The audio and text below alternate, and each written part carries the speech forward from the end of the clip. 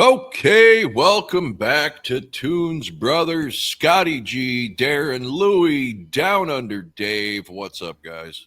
Yo, baby. What Yo, it, baby. what it is. All right, I'm not even going to let the suspense kill me. Dave's going to try to show me up by showing me how gay Kiss looked on Asylum. No. Hang on. I'm not ready for it. For my shots on Ghost. No, nothing to do with Ghost. No, this is actually something else. But oh, okay. It does. All right. A bit. What do we got going, Scotty? We got KISS Asylum, man. Actually, an album that didn't really get the credit it deserved. Yeah, it did get it got noticed. Sold out shows and good songs and all that stuff. But I never been crazy about the cover. I think if they'd have done something different, they don't realize, a lot of these bands don't realize how the cover either attracts or deflects sometimes. But in my opinion, the last great studio album, in my opinion, by them, the last great one. This is incredible. We got meowing in one ear and dogs barking in the other. This is like being on Wild Kingdom. Sorry, it's upstairs. They are chasing each other right above me. So hey, never apologize for animals, man. And I'll give my take, man, right now. This is a fantastic album. It's an album that I've always loved. I can say that there's nothing on here that I hate. There's about 2 or 3 that I would skip, if I wasn't in the right mood. But if I was, I wouldn't. But I don't hate them. I can listen to everything on here. Good album. To me, great album. So, Darren. Yeah, I would agree on that last statement. It is a good album. I don't think there's anything on here I hate either. But if I were to give it like an overall score, it'd probably be like a 3.5 out of 5, right? I mean, it's not horrible. I think there are 2 things that really stand out to me that are evident.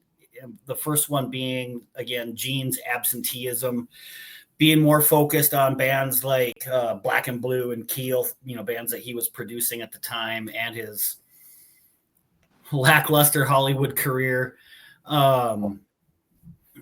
So that I think shows up in the songs that Gene provided.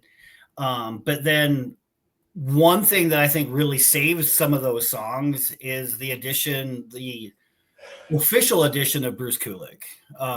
Probably their best technical guitar player, in my opinion. So, I mean, like I said, I think that kind of saves some of those songs somewhat. But overall, it's an enjoyable album. Louie. All right. I want to give a shout out to a YouTuber called KISStory, because his is the channel I use to listen to this album. His says remastered, but I think they're better remastered on his channel than the official CD release. But that being said, I really enjoyed the hell out of this album. I think it's not wise to paint yourself into a corner to plant your flag and say, like, my favorite KISS album is such and such, and leave it at that, because then it makes it kind of hard for you to enjoy other things to their full potential. So this, I think Scott's right. In a way, this is their last great album as a band for the rest of their career. Nothing following this album even comes close, or whatever. That means Revenge. I like this a lot better as an album than Revenge. I'm not saying Revenge is a bad album, but it has a lot of clunkers in it. There's Car Jam, there's God Gave Rock and Roll to You, there's other things. Whereas this album, I wanted to put nothing below a ranking of 4. Okay, that's how good this album is. And my placement of songs was kind of difficult because, a few songs had to be the sacrificial lamb to go at the bottom. Not that I don't like them. They had to go somewhere. So I think we're talking about one of the best KISS albums ever made that could have used a better album cover and would if it was initially recorded when it first came out with a heavier thump sound, like the way I got to hear it over the last couple of days, then it would have been a much bigger seller. So that's all I got for now. Drum machine. Down Under. I think you should crack a window there, Louis. One of the best KISS albums ever. Yeah, definitely. That is such a stretch. Such a stretch. Holy shit, yeah. I found this album to be a 50-50. There are about half of these songs that are really good. There's one in particular that if it's not number one on everyone's list, you have no musical taste. And like Darren said, Gene's been absent for quite a while. And I must say, though, he had a good reason. Because let's not forget, he had really what should have been an Emmy-winning, Grammy, Oscars, everything for some of his roles he played. Some of them were so good. And let me remind you of acting like this. This is why he let KISS off in the lurch. For this sort of Lads, can't you see the greatness in me? I'm female and male, man and woman. I'm better than you are! Yeah, but don't you understand something? You're only half of each. I'm a whole man. So if you'll excuse me, I don't have a lot of time here. I gotta save the world.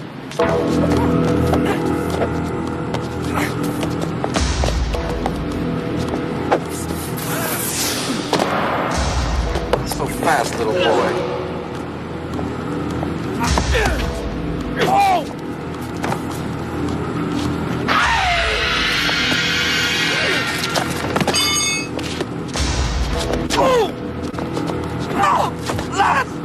Lads, please. I didn't mean all the things I said. Lads, sometimes my mouth gets ahead of my mind. I'm sorry.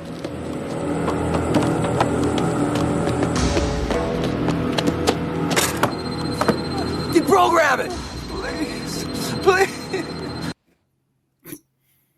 Dave, don't ever do that again. Oh my God. I never saw the movie. I just saw pictures. I will say the only thing gayer than Gene Simmons in that movie is John Stamos. And the fact that they're portraying him as some kind of action hero, with his 105-pound, 60 of that being his mullet, ridiculous. Wow, that was fucking horrible. And I only have one. Yeah, I only have one. Go ahead. Go on, you go. No, I was going to say that's one of the least gayest scenes in the movie. I feel the way one of my favorite scenes in movies portrays here.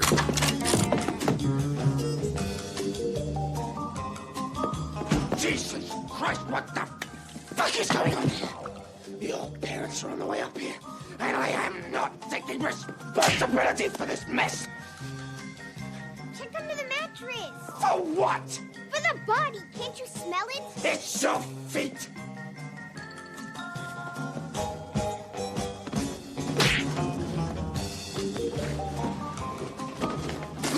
Fucking Christ, what the fuck is that? Okay, the vomit scene's classic, but I can't get enough of him slapping the cigarette out of that kid's fucking mouth either. Thank you, Dave, for gaying it up for us. Isn't that the movie that he was in where it has a version of the song Spit in it? Yeah. Never Too Young to Die. Is that the movie? Yeah. Yeah.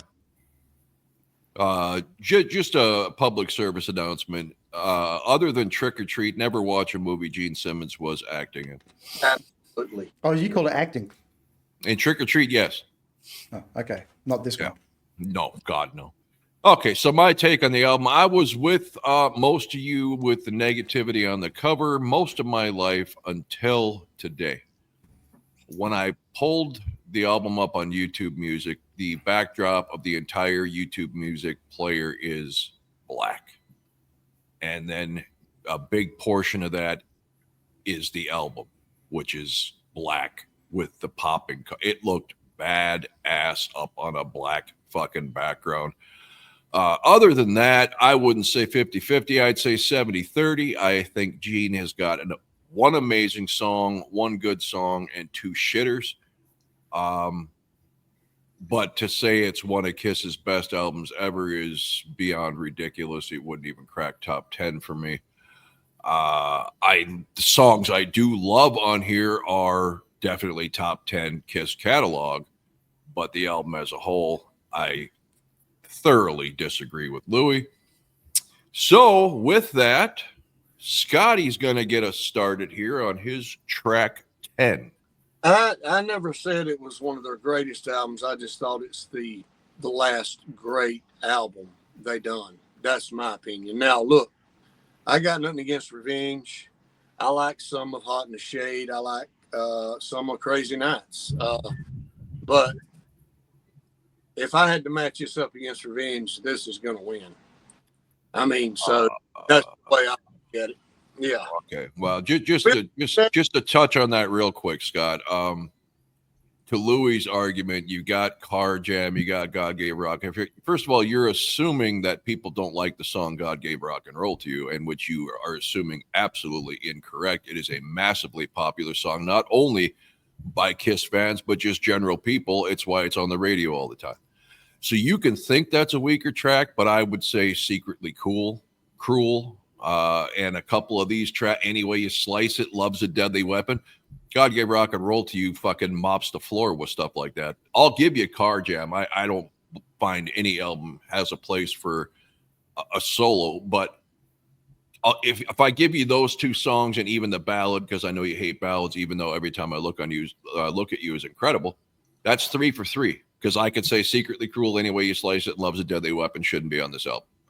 So you're splitting hairs by just picking out a couple of tracks that you personally don't like. Revenge completely re-energized this band and the fan base, and brought credibility in the hard rock and metal aspect of Kiss.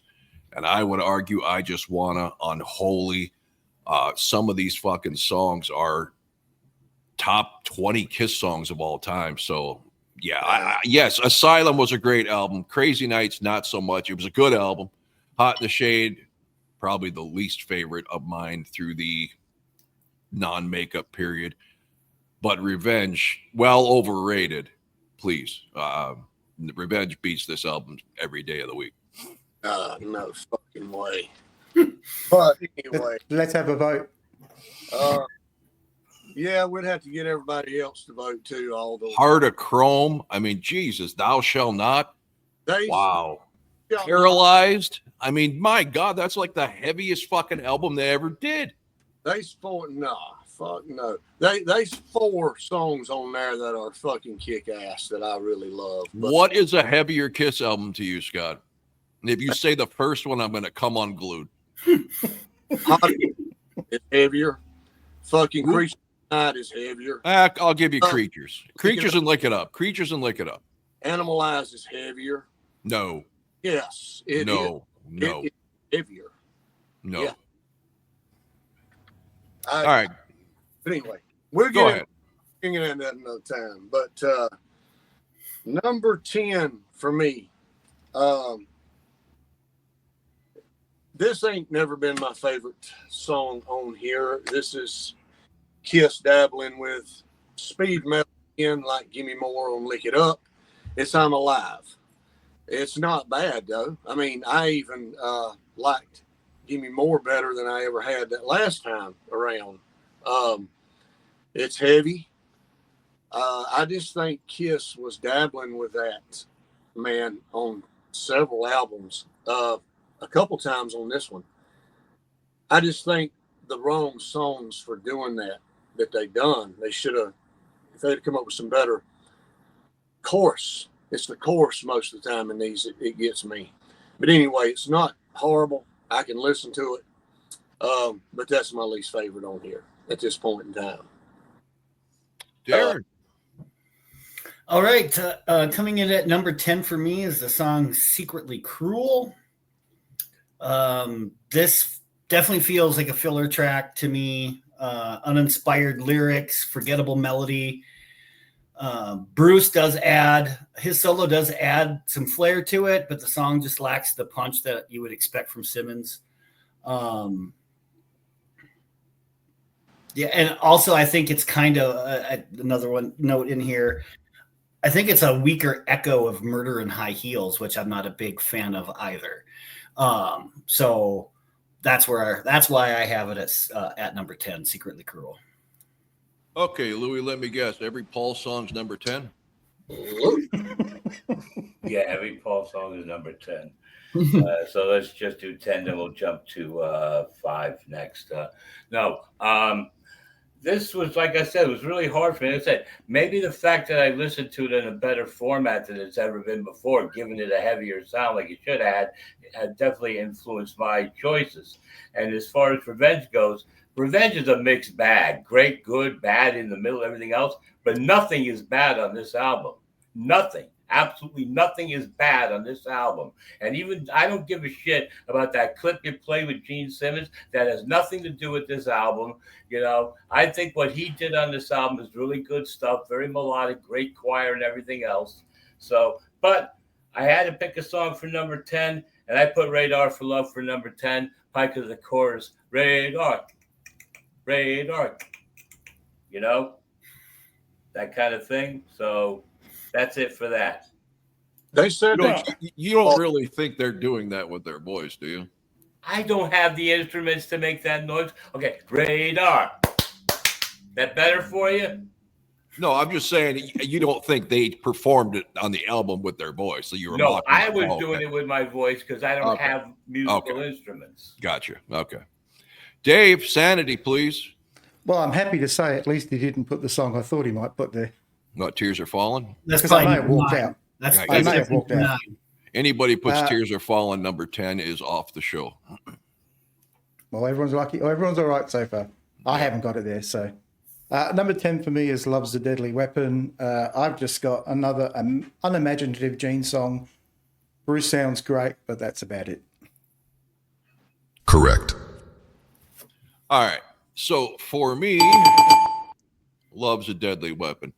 To say there's nothing bad on this album would indicate that you only listen to the Paul songs, because Gene is about as bad as it gets on this album, with the exception of one song. The rest of his songs, to Darren's point, at least that he had put secret, this is generic filler, mailing it in. Nothing stands out about my bottom 3 songs on here, all coincidentally sung by the transvestite we saw, courtesy of Dave. So Love's a Deadly Weapon for me. Yeah. Scotty. All right, number 9. Radar for Love. Jesus fucking Christ. Not bad. I like the song. Like I said, I have to agree with Louis. It's hard to place these songs for me. But Radar for Love has never been my favorite on here either. It's a good song. For some reason, they say they try to rip off Zeppelin with this song, but I just don't hear it. That's because it's good. Yeah, I don't hear it. I don't hear it in the song. Well, you don't hear Zeppelin in the song because Kiss's song is good. If they had a shit song, you'd have heard Zeppelin. No, if it's a whole lot of love, then you heard a damn good song. But I don't hear what the heck they're trying to copy. But anyway, I guess people has their reasons. But yeah, Radar for Love's not bad, man. It's actually a good tune, and I will say Bruce is phenomenal on here, and so is Eric Carr when they're not using fucking drums. But yeah, Darren. All right. At number 9, Love's a Deadly Weapon. I think Carr's drumming does stand out as a highlight in this song. So does Kulik, but it's cheesy lyrics, lack of hook. I think it doesn't elevate it above filler status. Yeah, I mean, the energy on the song is decent, but that's, I'm trying to give some good things in here as well. It's just not a great song at all. So Love's a Deadly Weapon is number 9. Okay. At number 9, I picked the song that's the original version of Modern Day Delilah. And it's got that same opening bass hook and everything, very similar. Who Wants to Be Lonely? Obviously, you. Yeah, I guess. Go ahead, Dave. Number 9, I've just got Anyway You Slice It. This is only just better than number 10. Okay, I'm in the bizarro world from fucking Seinfeld, so I'm just gonna do this. Anyway you slice it, Scott. Damn, if y'all matched on 9 and 10. All right. Y'all ain't ringing the bell. I did. Oh, okay. Number 8, a song that used to be my worst song on here. It made it up 2 spots. Secretly Cruel. I never really got into this song, especially back in the day. I used to hate the damn song, to be honest with you. But over time, I've grown to like the melody and the verses, but the chorus I still ain't that crazy about. So it did get above a couple on here this time, but I know it wasn't going too far. Secretly Cruel. Bad, but it's, Secretly Okay. Cruel. It's never been my favorite on here either. Those 3 that I just got done naming, my bottom 3, to me, those are the only ones on here that are filler. So that's my opinion. And just to clear up, I mean, yeah, you're seeing my disgust because I personally disagree with you and Louie on your picks, but the reason it shocks me out of you, Scott, and your take hasn't changed. It was this way last time too, with things like I'm Alive and Radar for Love, but especially I'm Alive. You always bring up the speed metal thing, but you're the guy who loves the hard and heavy stuff. It just shocks me that would be a problem for you. No, it ain't. It's not a problem. I actually like the songs like this one and Give Me More better.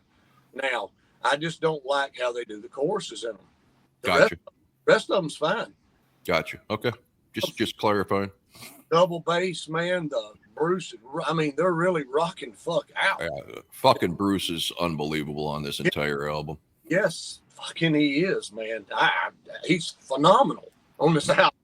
But yeah, that's what I have to pick at with this album because it's that good to me. There's got to be something about the song that I don't like. There's not a song that I hate. Gotcha. Yeah. Darren. All right, at number 8, Any Way You Slice It is my number 8 song. It does have a solid hard rock groove and that signature bravado from Gene. Eric Carr's drumming adds punch to it, but I feel it's just a standard 80s rock track and just does not do better than the highlights from this album, like the better songs. So that's my number 8, Any Way You Slice It. Louie. Coming in number 8, I'm Alive. I don't have anything to say other than I looked at enough. Like I said, these songs were hard to rank for me. I had to go through them and make a quick decision to say, I'll put in this here, or whatever. So I'm Alive made it up to number 8. And it's just good enough. I mean, like I said, I find no fillers on this album. You guys want to bash the Gene songs? Go ahead, fuck all you want. I watch all the fucking videos with these songs on YouTube, and you've got thousands of comments how much they love the Gene songs. So, our little 5-group thing has nothing to do with voting anything. So Gene Simmons fan club got direct links to the lyric videos. Okay. No, just videos of the songs. There is no video for Any Way You Slice It and Love's a Deadly Weapon. And I don't mean music videos. I mean, okay. Go to YouTube, the playlist songs. That's what I mean. The videos of playlists that the songs there with just a picture of the album cover, and those get a lot of good thousands of good comments. Okay, and I was meaning to ask you, Louie, maybe I missed it in your earlier point. You mentioned listening to it in a better format. What format was that? YouTube KISS Asylum remastered, and the YouTuber's name is KISStory. Oh, he did it, not Kiss. Okay. No, he didn't do it. I mean, he did it, not KISS. Okay. And the songs had good heavy bass to them, fuller sound, and everything. If I didn't hear that, I would have probably had a totally different list. Gotcha. But hearing it that way influenced my decision that I heard the album the way it should have been released. Okay. Dave. I was going to say, Louis, there's millions of people out there that like gay sex, but that doesn't mean they're right. What the fuck? Number 8 for me, my note was, this would be the perfect opener for side 3, Secretly Cruel.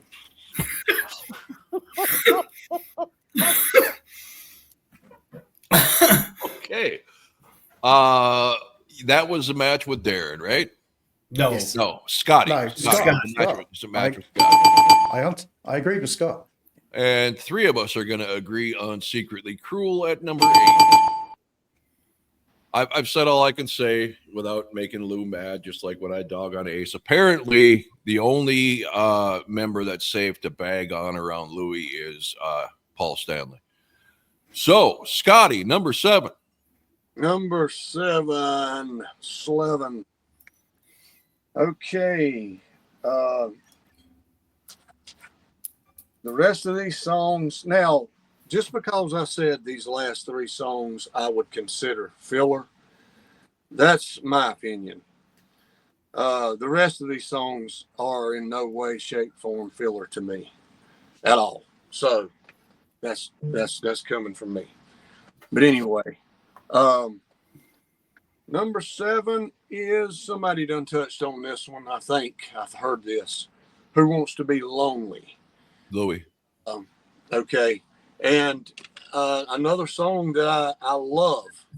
I love how it begins, the intro, man. I love the verses, the rock, the lead. Everything about it's good. The way Paul sings, it's fantastic.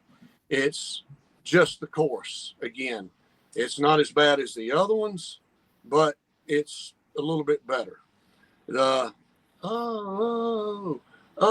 the only thing that got it at number 7. Okay. I mean, I'm having to really reach here. What a fabulous video. Oh yeah. Until Paul gets his head wet. Yeah, with the giant forehead. Okay, Darren. All right. Coming in at number 7 on my list is the song Trial by Fire. Of course, this is another Gene Simmons led song. I think it's serviceable. I mean, it's a decent rocker, good riff, but I think other than that, there's very little to distinguish it. You guys, I got to go. So just go ahead and carry on without me. What? He doesn't like my take on this one either. So I don't know. This one seemed like it was more of a contractual obligation than anything else. There's just better songs on there. Drum machine. Too. Okay, Louis. Tears Are Falling. It's that time. I was just going to say, let me get my knife 10. out so I can start cutting myself. It wasn't number 10. It wasn't number 9, and it wasn't number 8. But I don't agree with you at all, Rob. This is not Kiss's best song, and it's not the best song on the album either. And Tears Are Falling ranked at number 7. But like I said, for me, this album is fantastic in either direction, but Tears Are Falling just landed at number 7 because I like 6 More even better than that. Do you remember what I said earlier, Rob? Yeah. You say shit, man. If there was one song should have been number 1, if you don't have it, there's something wrong with your musical taste. There's nothing wrong with my musical taste. Well, clearly you're not right. Well, Number 7 for me is my first Paul Stanley song, and I don't mind this song. It's Radar for Love. Paul sings it really well. It's just, yeah. What I can say is Paul can save not such a great song just with his voice. And remember, Rob, you're looking for dull knives? Yeah, I'm looking for my knife, and I seem to have misplaced it. It's in your back. Yeah. Okay. I'm not even going to comment on that because that might be the dumbest thing I ever heard. All right. So, not you, Dave. I think. My number 7 is my first Paul song, and I used to have it up a little higher. King of the Mountain. And I will say, Eric Carr, definitely the most underrated rock metal drummer of my lifetime. Maybe not amongst his peers, but amongst music magazines, drum magazines, all that shit. He never got a fucking lick of fucking credit for the beast that he was. Probably the fastest hands that I've ever seen on a drum set. His one downfall is he sucks at drum intros. And this album with King of the Mountain, and I Love It Loud's an epic, drum intro. And if they would have used from I think they still use it all the way to the end, but that Animalized concert, that drum intro to War Machine, if that would have been on the album track. But you look at people like Quiet Riot with their epic, exactly what it is by the drum intro. With Eric Carr, you seem to just look how fast I am at drumming. It's just choppy, and the intro to this one, I don't care for. And the intro to I'm Alive, I don't care for. But the song is amazing. Paul's voice is amazing. Like Scotty, my 7 Up, the Uncola are awesome songs. My bottom 3 were my fillers. So Paul comes in at number 7 with King of the Mountain for me. All right. Number 6. Just had to fall somewhere. Any way you slice it, I think it's a damn good song. And I've always liked this song. Unlike Secretly Cruel, which I used to couldn't stand because I had friends that at the time this came out, that was their favorite song on the damn album. Really? Yeah. And but the way you slice it is a rocker. Gene sings it fantastic, man. It's got a steady, just heavy beat through it, man. And Bruce's guitars is fantastic. His leads, can't say enough about his leads on this whole album. And not only that, but on some of the heavier stuff that they do on this album, man, the way him and Eric just mow through it is insane. But yeah, anyway, slice it's fucking fire, man. I like it. Okay, Darren.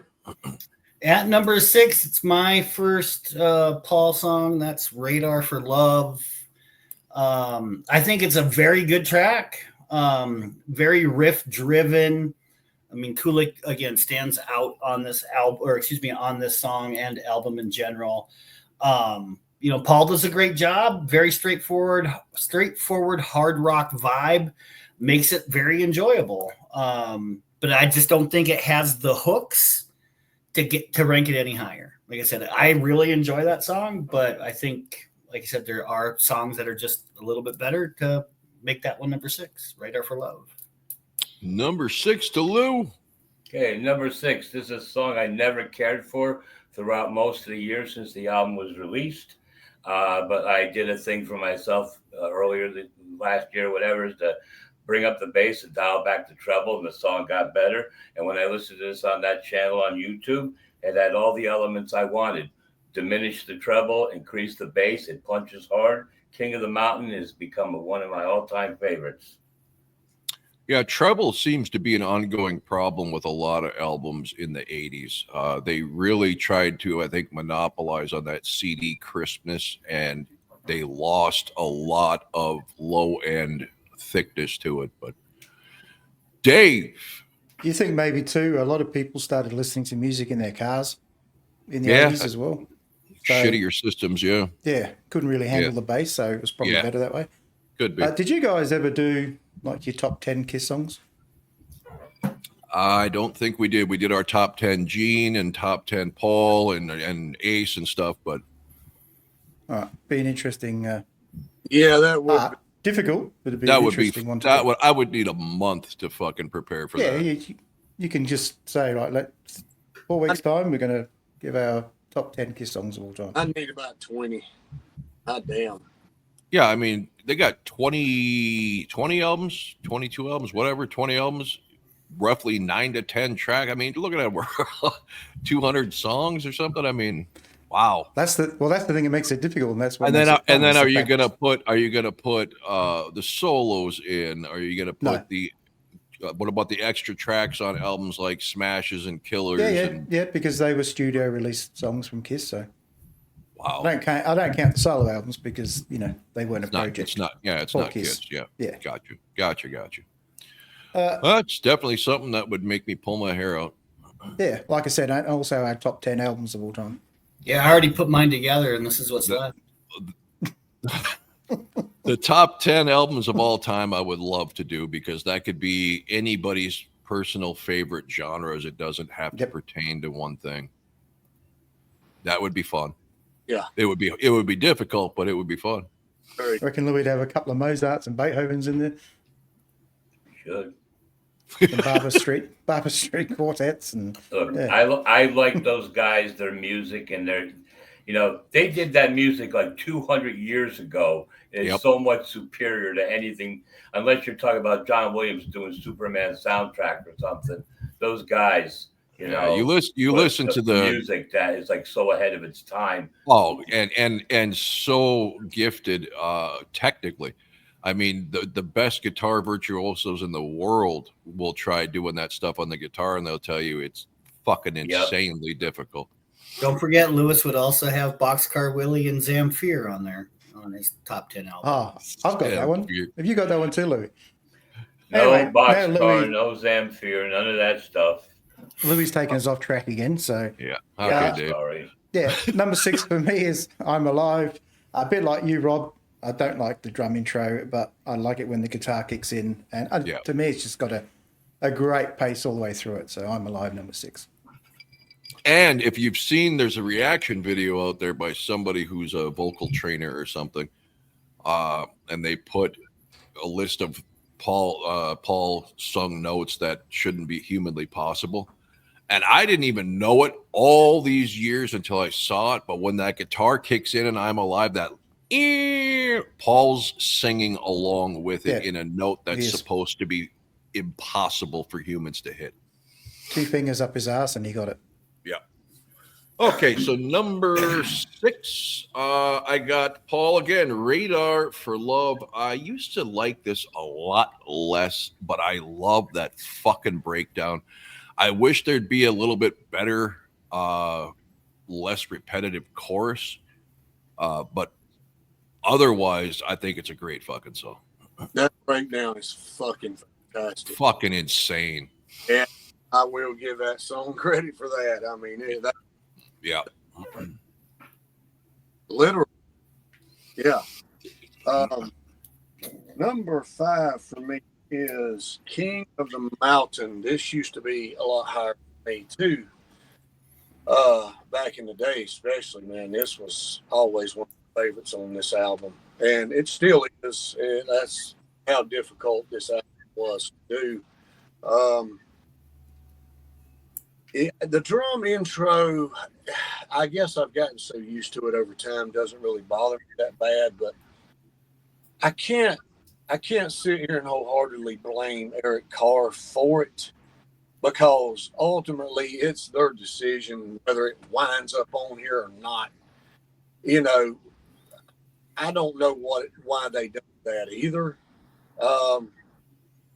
Why didn't they come up with a different intro for the song? It just doesn't fit the song. And yeah, it could be the producer's fault or Paul and Gene's fault or whatever for allowing it, but it could have started where he's hitting the cymbals. Yeah. And then launch into it, But anyway, yeah, it's still an awesome song, man. Love it. Always have, always will. Number 5. D-Ron. I don't know if it's a momentary lapse of reason on my part or if just a brief moment of sanity on the part of Scott, but I'm going to match up with him with King of the Mountain at number 5. I think it is a very good song. I think it's one of the highlights on this album. The thunderous drumming from Carr, great guitar work again from Kulik, great tone overall for that song. and just like a relentless energy, relentless pace.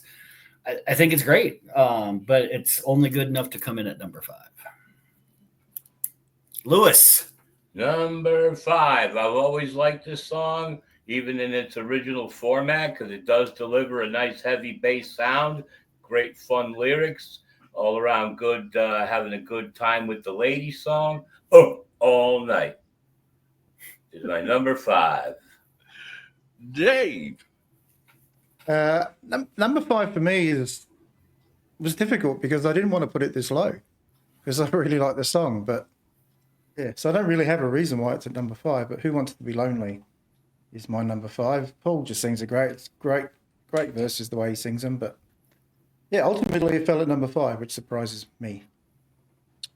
Okay, number 5 for me is one of my favorite Gene Simmons songs of all time, Trial by Fire. Amazing breakdown in here. He's got some off the charts screaming during that or to end that breakdown. It's got a great sing-along chorus. Yes, to Scott's point, it does sound drum machine-esque, but that could be on the engineers, right? Or producers in the mix. I don't know. But aside from that little misstep, we'll call it, on Kiss's part for how that production was handled, the song to me is absolutely amazing, and it should have been one that they played at least for a couple tours for a Gene song. Yeah, I agree. Scotty. Number 4 for me is a song that I used to have at the bottom. It was Secretly Cruel. I never did get it, and I didn't like it in the beginning either, but it has attached itself to me, man, over the last several years. I think it is fucking awesome. The power, the drumming, the lead, sings it with just scream. And his screams in this one too. Oh man, like at the end, man, they are just going off. Sounds like they're destroying shit. But Love's a Deadly Weapon. Now you want to talk energy and power. That song has it all. You got a double dose of heavy shit on this one with Paul and Gene, but I like Gene's way better on this one. Yeah, I would skip this song in a second, man, but I think it's unbelievable now. I love it. So, number 4. And Darren, in holding in a sneeze, you better make sure you've got a solid bowel movement waiting, because you could fill your shorts real quick. Yeah, but if I let that go, it would have been all over my keyboard, I think. So, all right, coming in at number 4, and this is, I think, the biggest mover on my list from the last time that we had talked about Asylum, and that's I'm Alive. I think I had it at 10 or 9 last time. So the song has grown on me. It is very high speed, but I think that alone like showcases Kulik's abilities, right? I mean, I don't think any one of us have ever questioned what Bruce could do with the guitar. And then Carr's relentless drumming as well. I think this song was kind of a nod almost to like the British new wave metal in a way, but very aggressive. I really enjoyed it this time around. So like I said, it moved up to number 4. Like I said, I think it was 10 or 9 last time. So can we all just acknowledge how vastly underrated Bruce Kulick is? Yeah, it was. I mean, okay, I'll give everybody Eddie Van Halen, but you factor in all the names that people shove down your throat for, ever, whether it was Jimmy Page or Joe Perry, Vito Bratta, even Nuno Bettencourt. I mean, even Vito and Nuno didn't get a lot of credit, right? But they were shoving C.C. DeVille, Richie Sambora, all these guys run every guitar magazine, and here you got Bruce Kulick taking him to fucking school, album after album after album, and never got talked about, and didn't say boo. He still doesn't complain about his underrated career. I just had to say that because he is just on another fucking level than most of these 80s bands guitar players. He's Probably didn't help either that the old school Kiss fans didn't give him much credit either. Yeah, I won't Because say they that all said because hard on bass and Peter. well, the original 4 fans that I have known and read comments of, they don't have a problem with Bruce or Eric Carr. Eric Carr because he took his own character, and Bruce because it was a completely different style of Kiss, and he didn't try to copy Ace's playing. He did it his way. I've heard nothing but respect for those 2 members from original 4, but maybe I'm, not seeing the whole picture, but I'm sure there's a lot of reasons within the Kiss world that they wanted Ace back and just wouldn't, And the other problem for both of those, Eric and Bruce, was the fact they were in Kiss. Yeah, exactly. And most of the you're music in industry Kiss, didn't take him seriously. no, it's always been, if you're in Kiss, you're not musically good. Whatever. Okay, whose turn, Louis? I think, it's my turn. God, I forgot about me. Before I get to that, I just want to say, Bruce Kulick threw me off when I watched the Animalized live show on MTV, and I was expecting to see Mark St. John. So I saw Bruce, like, who the hell is this guy? And he just kind of playing like that, before he, spread his wings. But I've watched lots of videos with Bruce, and he just does all these quick little guitar tricks, techniques, and demonstrations. And yeah, he is underrated by the music business world or whatever.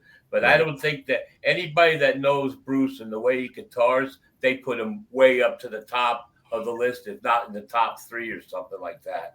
And he's fantastic. Now, for my number 4 song, I've always liked this song.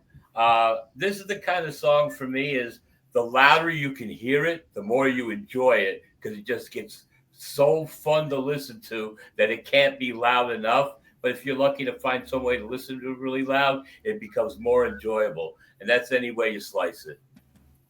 Okay, fair enough. I will say that most music for me is better at 11. Yeah. Okay, Dave. Spinal Tap. Yeah. No, well, mine goes all the way to 11. Yeah. Still a great movie. Number 4 for me is, thankfully, Gene took off the wig, the stilettos, and the fake tits, wrote a decent song, Trial by Fire. Yes, that. I don't know what happened. I mean, I understand, Scott and Louis liking these other Gene songs, but this is like from a different writing session or something. It's like this was pulled off for a different album or something. He was in a completely different headspace to me for Trial by Fire. It's just light years ahead of his other ones, and I think for me that's what makes his other ones appear worse than they are. Rob at? What? What? I think he froze. Am I out? No, No. he can't be frozen. No, you're here. Scotty froze. No, his lights are Because flashing, his so he lights can't are froze. moving. No, everybody's here. No, I can't hear Rob. You can't hear me? Scott? Can you hear me, Scott? Yeah, I hear everybody else. Can you hear me, Scott? Can you see me? Now I can see. You can't hear me? Now I can. Okay. Well, I wasn't saying nothing important anyway. Okay. So number 4 to Scotty? Yeah. Number 3. 3. I don't know if everybody's used this or not, but this is a absolutely unbelievable song by Gene, man. It's Trial by Fire. Yeah. It has I've always liked this song. I like the way they like that mid-tempo, and the breakdown in this one's very good too, man. It's just it's a damn song, man. If we'd have had some more power and bass with drums and stuff on some of these songs, man, wow. Yeah, it really changes things. But yeah, Trial by Fire is I've always liked that one. Never questioned that. So To your point, Scotty, what if this would have had the Creatures production? Oh, that would have been insane. Yeah. Would have worked with this. Yeah. Well, Okay, Darren.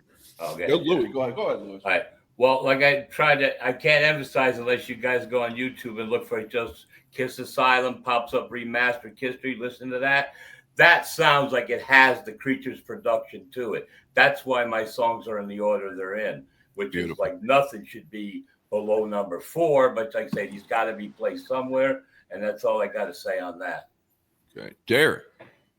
All right. At number 3, I don't give a fuck that people don't like the fucking lyrics, whether they think it's cringeworthy, cheesy, too sexually charged, whatever. All Night is a great fucking song. Always has been, always will fucking be. I think it's a great closer to the album. I think it's I think it's a fucking party anthem. I don't give a fuck what anybody else says about it. I think it's a great song. I had a hard time not putting it even at number 2. Obviously not at number 1, but All Night. What an intelligent man you are. Well, thank you. All right, Louis. All right. Well, I'm going to totally agree with Darren on his take. I know I put it at number 5 because 5, 4, 3, 2, and 1 all, in my opinion, deserve to be at number 1. So I really, like I said, doing this thing was a little bit messed up for me. But a song I've never really liked, and I thought it was just a big sloppy mess, and it just like, what the hell is this shit? And why is this on the album? But I have learned to love it a lot, and I've done one up more than Scott did. I put Love's a Deadly Weapon at number 3 because that song is just kicking rock ass, whatever you want to call it. Just I'm gonna have to listen to that video that playlist. Yeah, that playlist. Crank it up and just listen to it. Because you're hearing these Gene songs differently than I am. So yeah, they are sounding terrific. And it's not like I'm trying to make rules or anything here, but it's kind of, if we're not listening to the same songs, right, done the same way, it's going to affect opinion. Absolutely. So So you should be listening to the proper album. Right. But again, you do you, Lou. We'll just disagree with you a lot. Yes, I agree with you, Darren. We should all just listen to the album that was released because that's what we're and I agree with Darren. We should all just disagree with Lou all the time. So yes. Go ahead. Oh, we do normally. Number 3 for me is King of the Mountain. I've always liked this one. It's great energy, great vocal. We have a motor race here called Bathurst, which is the biggest motor race in Australia. And when you win it, you're called King of the Mountain. And I think we can use this song for that. Yeah. There is also a King of the Mountain if you are able to ski all the way down a hill without spilling your beer. In the movie Yes. Out Cold. Out Cold. And Yes. King of the Mountain, not to be confused with Rob's favorite animated TV show, King of the Hill. Yes. Yeah. Good show. Fucking brutal. All right. Mine. Why don't you like King of the Hill? I don't like the forced adult humor cartoons. I think it is too Right. contrived. It's too contrived. You know, like Family Guy. No. I like the one scene with the kid going, mom, for like an That's hour and a Family half. Guy. Hi. Yeah, whatever it is. But other than that, Mother. Beavis and Butthead was as close as I got to an adult themed, and that's just because they were so fucking stupid. One of my favorite scenes in King of the Hill had Willie Nelson on it. And he says to the kid, "Do I know you?" He goes, "Yeah, I'm going to hit you with the golf club. You've been breaking my lawn with the golf club. I want my quarterback." Okay, number 3 for me is Who Wants to Be Lonely. I'm not. What? We're at number 3, right? Yeah. Okay, yeah. Who Wants to Be Lonely? Epic video. Everybody who ever owned a VCR and was of the straight persuasion knew exactly when to hit pause as the girl was rolling over sideways into the pool because she's, and Yeah. just it's a fucking phenomenal video. The bright color. That's what I love about this album, and that's why I'm forgiving about the album cover. Me and Scott have never made a secret. We love the bright neon fucking colors of the 80s. Fuck all y'all who think there's black Metallica shirts and whatever is metal. That don't mean shit. Great song, great riff. I can hear now that Louis pointed it out to me, the similarity in the intro to Modern Day Delilah, but Modern Day Delilah is an absolute piece of garbage. And Who Wants to Be Lonely is a great fucking song. Well, I just want to say, as far as the album cover goes, one YouTuber made a comment, and I agree with it. If it was just Bruce and Eric had different lip color instead of trying to just be Ace and Peter substitutes, that might have helped a little bit too. Instead of trying to capture the 78 albums, just go a little bit something different. But I'm pretty sure that wasn't Eric's and Bruce's idea. No, we're talking the album cover designed by, it was actually a photograph, started off as a photograph, and the artist painted over all their faces to give it that look. Look like corpses.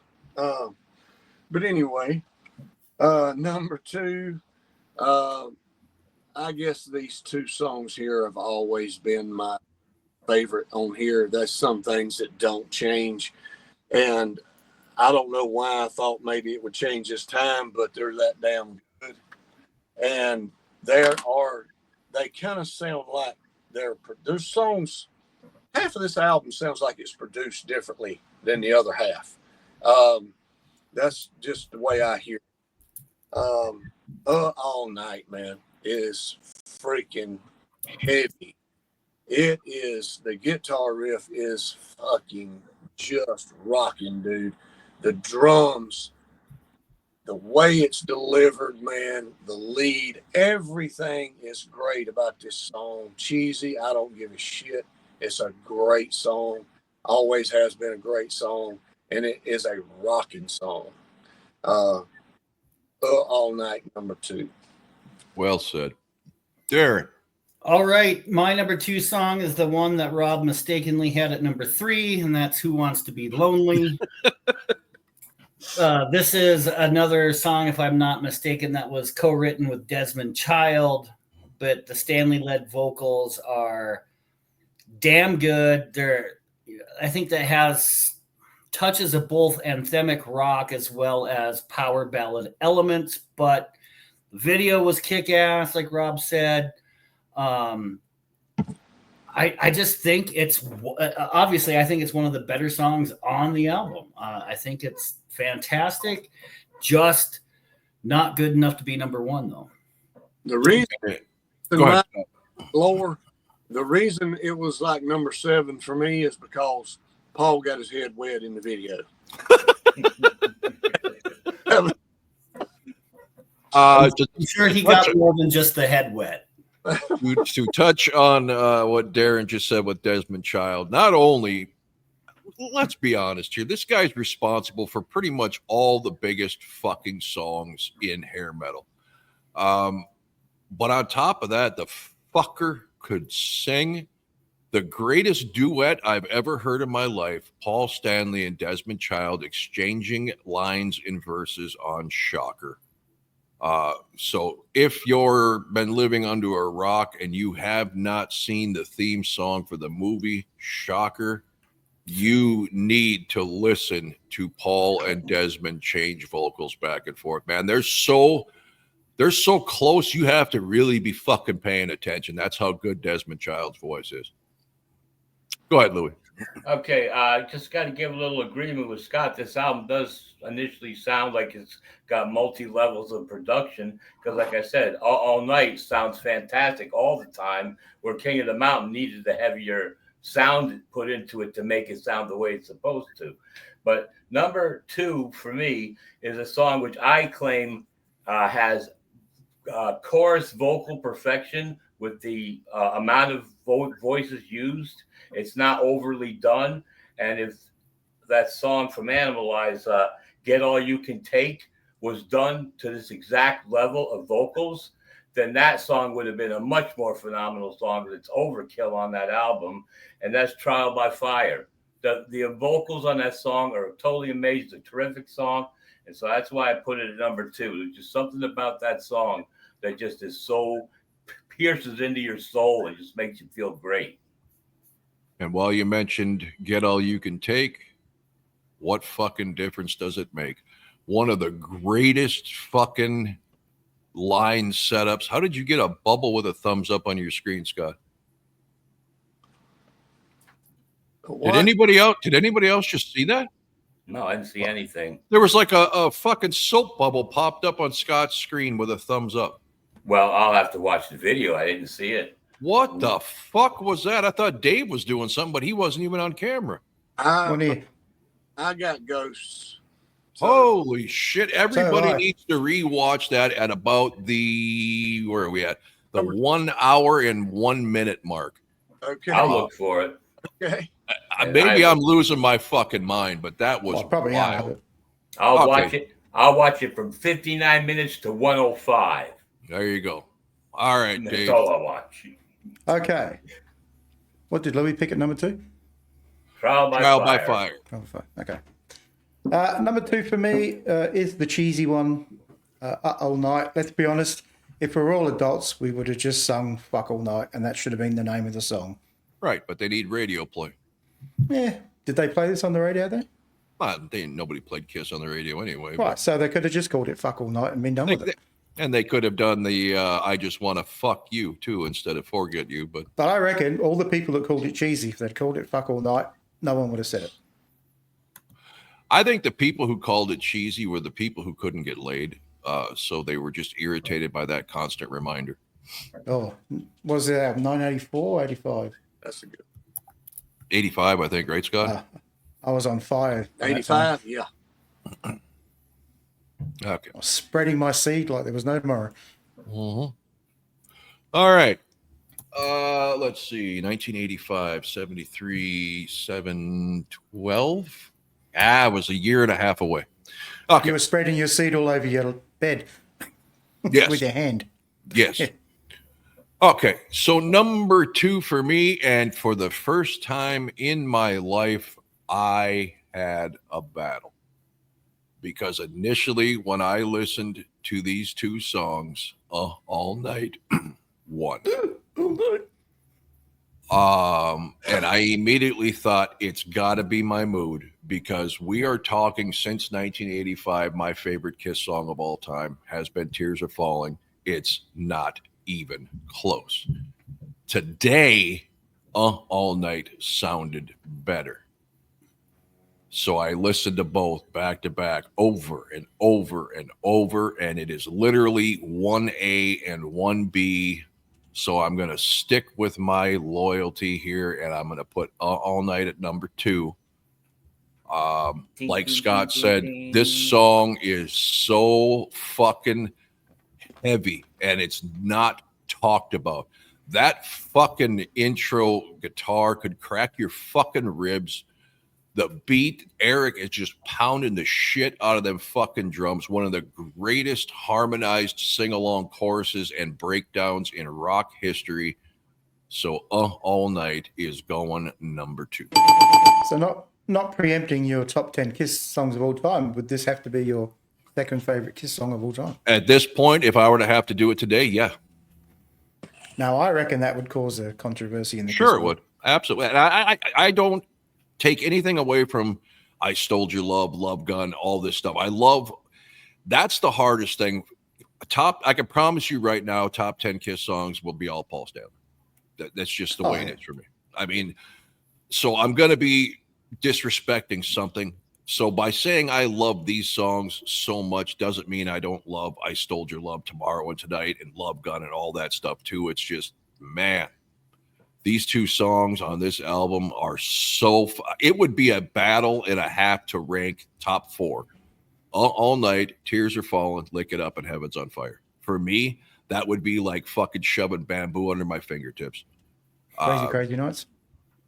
And that too. There you go. There's 5 right there. See, I can tell you right now that my top 10 Kiss songs would probably be dominated by 80s Kiss.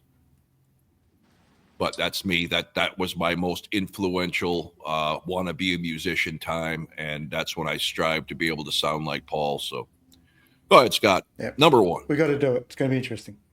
Yeah. Hold on, Scott. Hold on, Scott.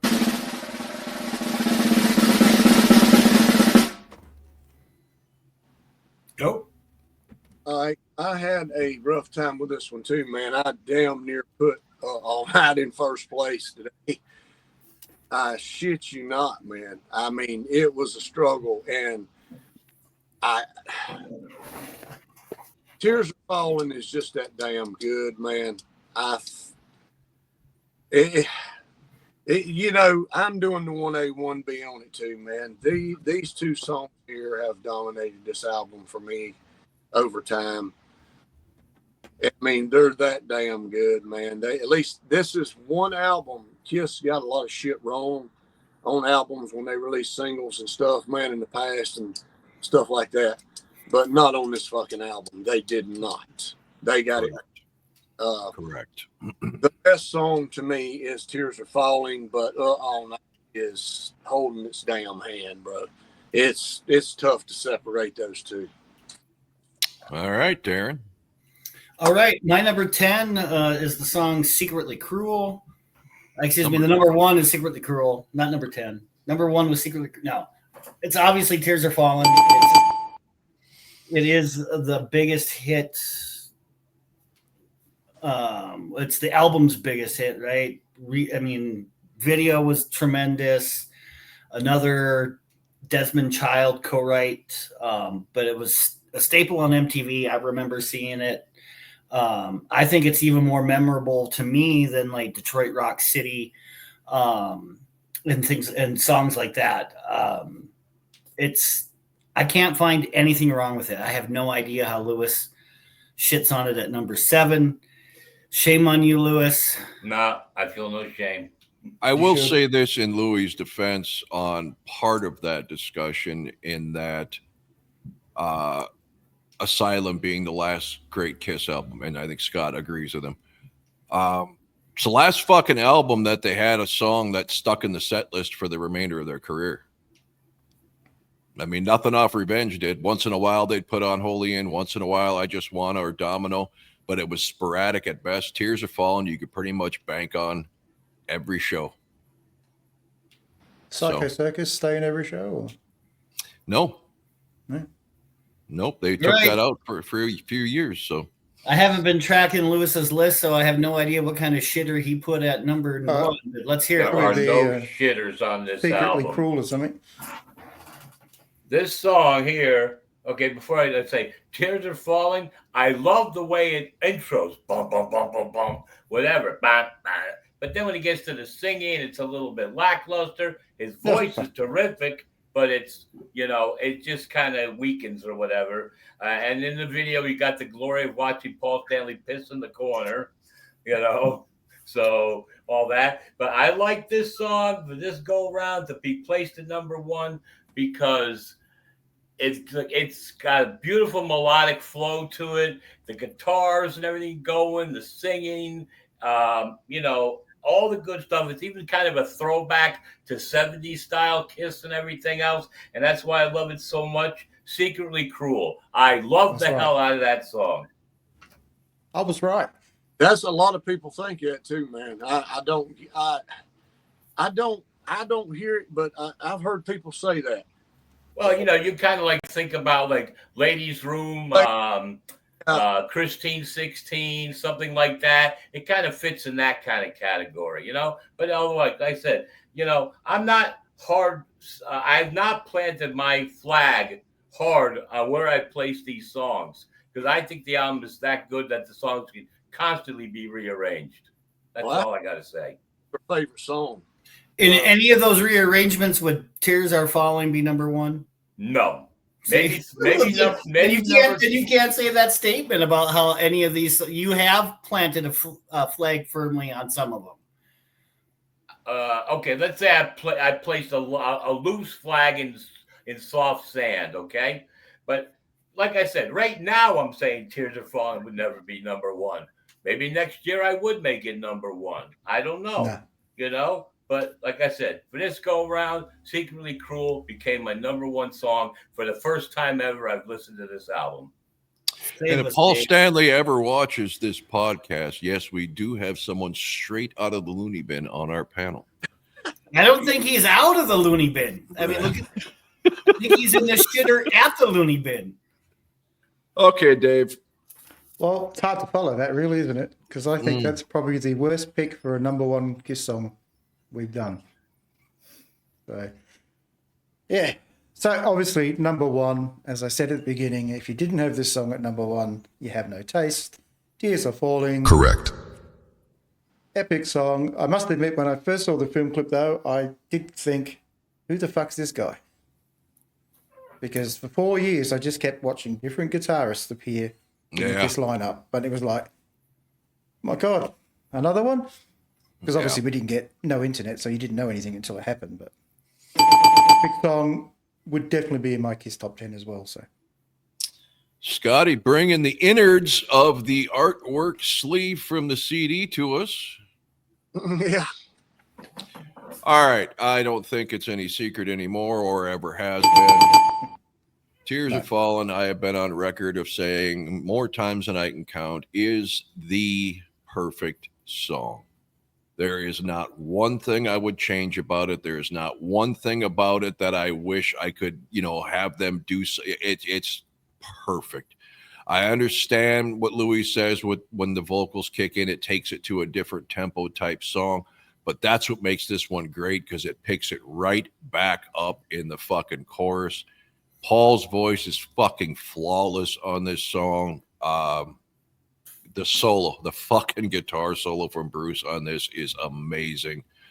It just will always be. I've been doing this with Scott now for over a year, and I've had this opinion since the album came out. I don't think it ever changes. Maybe there'll be a day like today where I'd rather hear something else, but this song is, to me, probably the best song ever recorded. Forget about Kiss. It's just that fucking good. I think it was the pre-chorus that hooked me first. Yeah, it's just everything about it. It's just fucking amazing. All right, so we got Kiss Asylum. I think all of us agree that majority of Kiss fans.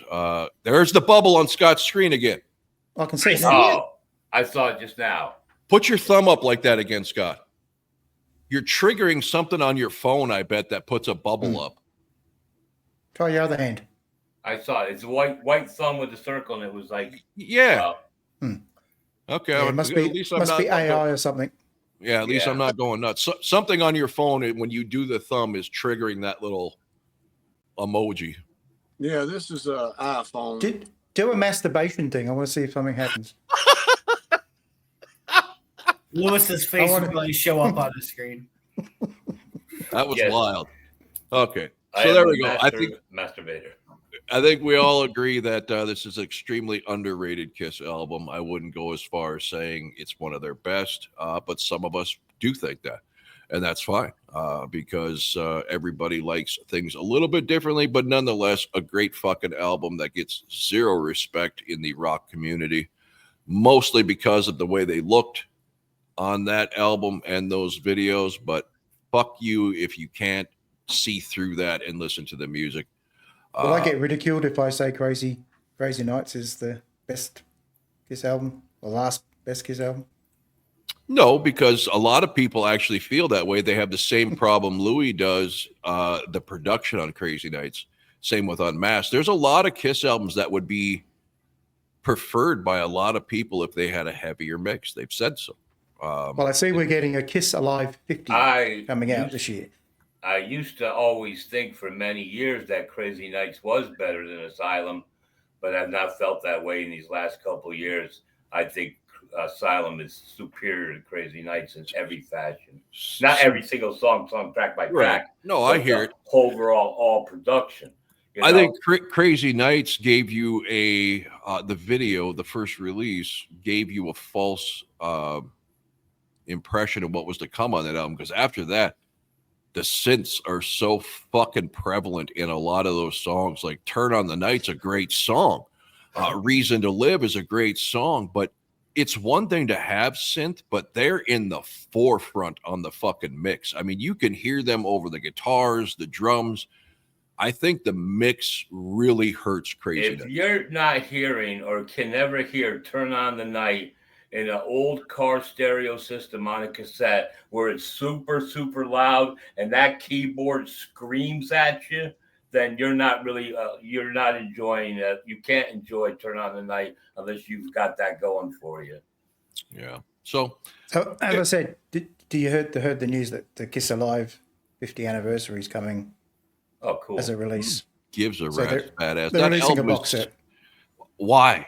That album is so over fucking played.